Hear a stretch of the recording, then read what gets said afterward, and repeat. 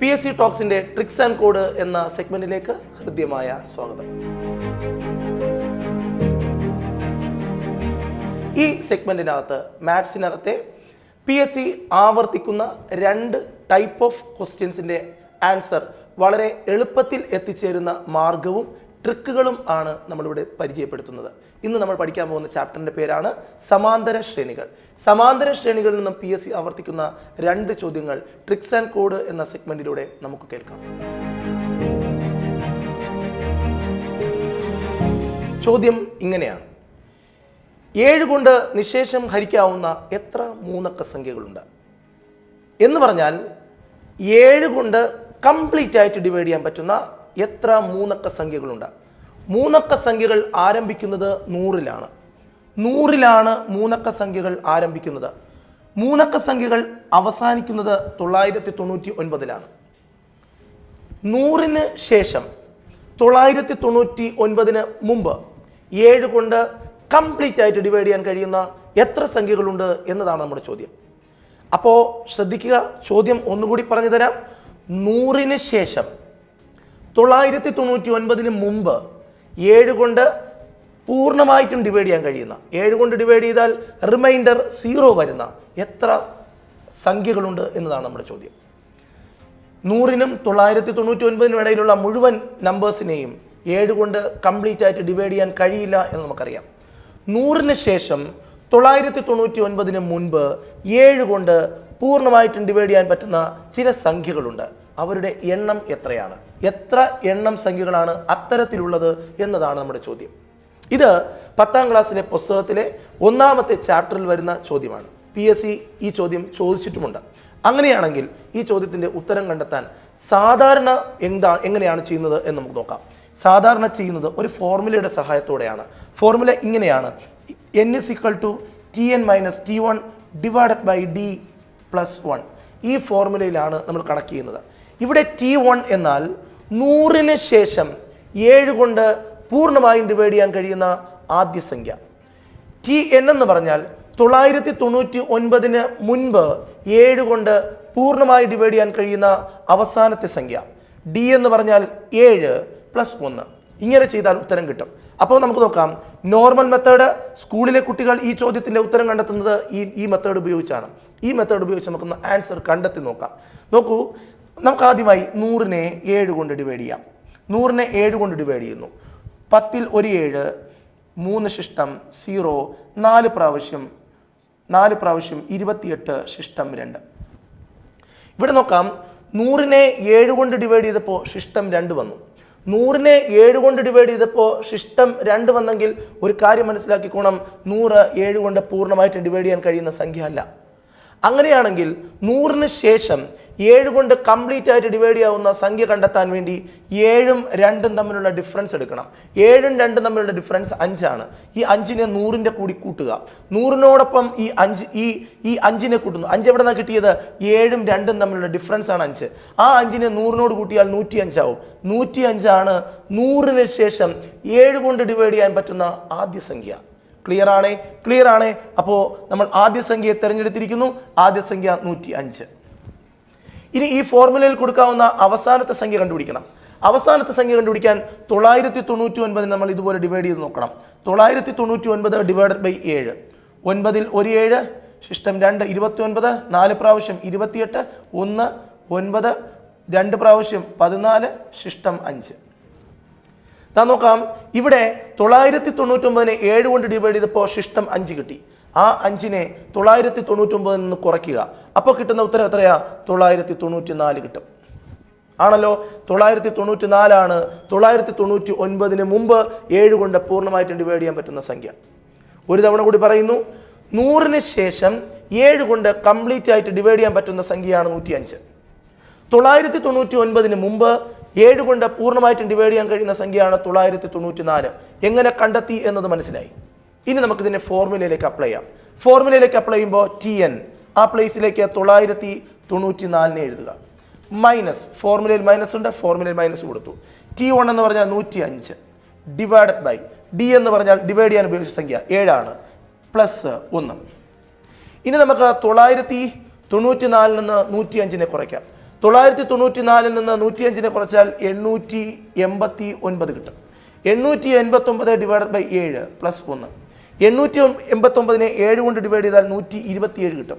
127 1 128. നോക്കൂ, 100നും 999നും ഇടയിൽ 7 കൊണ്ട് പൂർണ്ണമായിട്ടും ഡിവൈഡ് ചെയ്യാൻ കഴിയുന്ന 128 സംഖ്യകളുണ്ട്. ഇത് നോർമൽ മെത്തേഡാണ്. ക്ലിയർ ആണ്? നോർമൽ മെത്തേഡിൽ ഈ ചോദ്യത്തിന്റെ ഉത്തരം എങ്ങനെ കണ്ടെത്തുന്നു എന്ന് നോക്കി. അതിന്റെ ഉത്തരവും നമ്മൾ മാർക്ക് ചെയ്ത് വെച്ചിട്ടുണ്ട്. 128 ആണ്. ഇനി ശ്രദ്ധിക്കാം, 100ന് ശേഷം 999ന്റെ ഉള്ളിൽ 7 കൊണ്ട് കംപ്ലീറ്റ് ആയിട്ട് ഡിവൈഡ് ചെയ്യാൻ പറ്റുന്ന എത്ര സംഖ്യകളുണ്ട് എന്ന ചോദ്യത്തിന്റെ ഉത്തരം കണ്ടെത്താൻ 100നെ 7 കൊണ്ട് ഡിവൈഡ് ചെയ്യാം. 100നെ 7 കൊണ്ട് ഡിവൈഡ് ചെയ്യുമ്പോൾ കിട്ടുന്ന ഹരണഫലം 14. അതുപോലെ 999നെയും 7 കൊണ്ട് ഡിവൈഡ് ചെയ്യാം. അപ്പോൾ കിട്ടുന്ന ഹരണഫലം 142. 142ൽ നിന്ന് 14നെ കുറയ്ക്കുക, 2 ഹരണഫലവും കുറയ്ക്കുമ്പോൾ കിട്ടുന്ന ഉത്തരം 128. നോർമൽ മെത്തേഡ് ചെയ്തപ്പോൾ കിട്ടിയ അതേ ഉത്തരം ഇവിടെ കിട്ടി. ഒരു 10 സെക്കൻഡിനുള്ളിൽ നമുക്ക് ഈ ചോദ്യത്തിന്റെ ഉത്തരത്തിലേക്ക് എത്താൻ കഴിയും. എന്ത് ചെയ്താൽ മതി? 100നെ 7 കൊണ്ട് ഡിവൈഡ് ചെയ്ത് ഹരണഫലം എഴുതുക, 999നെയും 7 കൊണ്ട് ഡിവൈഡ് ചെയ്ത് ഹരണഫലം എഴുതുക. ഹരണഫലങ്ങളുടെ ഡിഫറൻസ് എടുത്താൽ നമുക്ക് നോർമൽ മെത്തേഡിൽ ചെയ്ത് കിട്ടുന്ന അതേ ഉത്തരം കിട്ടും. എന്നാൽ ഇങ്ങനെ നമുക്ക് കൺക്ലൂഡ് ചെയ്യാം, 7 കൊണ്ട് കംപ്ലീറ്റ് ആയിട്ട് ഡിവൈഡ് ചെയ്യാൻ കഴിയുന്ന 128 മൂന്നക്ക സംഖ്യകൾ ഉണ്ട്. 128 മൂന്നക്ക സംഖ്യകളുണ്ട്.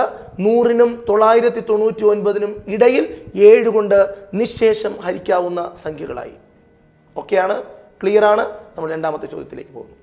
രണ്ടാമത്തെ ചോദ്യത്തിലേക്ക് പോകാം.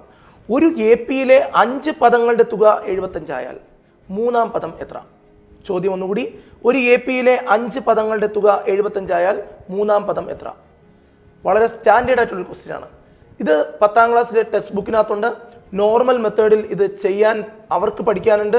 അത് നോർമൽ മെത്തേഡ് ചെയ്യുമ്പോൾ ഏകദേശം ഒരു A4 സൈസിന്റെ ഫുൾ പേജും വേണ്ടി വരും ഇതിന്റെ കൃത്യമായ ഉത്തരം കണ്ടെത്താൻ. ഇവിടെ നമ്മൾ ഒരു ട്രിക്ക് ഉപയോഗിക്കുകയാണ്. നമുക്ക് അവർക്ക് കിട്ടുന്ന അതേ ഉത്തരം വേണം. നിശ്ചിത സമയത്തിനുള്ളിൽ ഇതിന്റെ ആൻസറിലേക്ക് നമുക്ക് എത്തിച്ചേരാനും കഴിയണം. ഇത് ചെയ്യുന്നത് ഇങ്ങനെയാണ്. അതിനു മുമ്പ് ഒരു കാര്യം പറയട്ടെ. AP എന്താണെന്ന് ഞാൻ നിങ്ങൾക്കൊന്ന് പരിചയപ്പെടുത്താം. ഇതാ നോക്കൂ, ഏതെങ്കിലും ഒരു സംഖ്യയിൽ തുടങ്ങി ഒരു പ്രത്യേക സംഖ്യ കൂട്ടി എഴുതുന്ന ശ്രേണിയെ വിളിക്കുന്ന പേരാണ് AP. നോക്കൂ, 3. 3ന്റെ കൂടെ 4 കൂട്ടിയാൽ 7. 7ന്റെ കൂടെ 4 കൂട്ടിയാൽ 11. ഇങ്ങനെ 4 തന്നെ വീണ്ടും കൂട്ടി എഴുതുന്ന ശ്രേണിയാണ് AP. ഇതാ നോക്കൂ, 5. 5ന്റെ കൂടെ 5 കൂട്ടിയാൽ 10. വീണ്ടും 5 കൂട്ടിയാൽ 15. വീണ്ടും 5 കൂട്ടിയാൽ 20. ഇത് AP ആണ്. ഇതാ നോക്കൂ, 2. 2ന്റെ കൂടെ 3 കൂട്ടിയാൽ 5. 5ന്റെ കൂടെ 3 കൂട്ടിയാൽ 8. 8ന്റെ കൂടെ 3 കൂട്ടിയാൽ 11. ഇത് AP ആണ്.